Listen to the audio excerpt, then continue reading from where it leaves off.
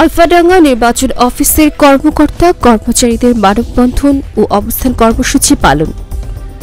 জাতীয় পরিচয়পত্র পরিষেবার সাথে নির্বাচন কমিশন হতে সংবিধিবদ্ধ নতুন কমিশনে স্থানান্তরের কূট পরিকল্পনার বিরুদ্ধে 2 ঘণ্টা কর্মবিরতি পালন ও মানববন্ধন কর্মসূচি করেছেন ফরিদপুরের আলফাডাঙ্গা উপজেলা নির্বাচন কার্যালয়ের কর্মকর্তা কর্মচারীরা।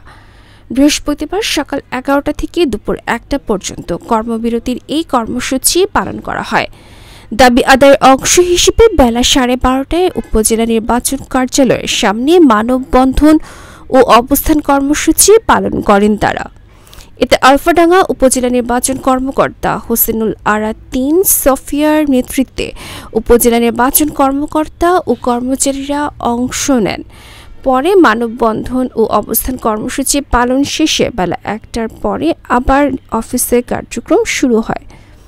ফরিদপুরের আলফাডাঙ্গা থেকে মিয়া রাকিবুল, গণমানুষের আওয়াজ।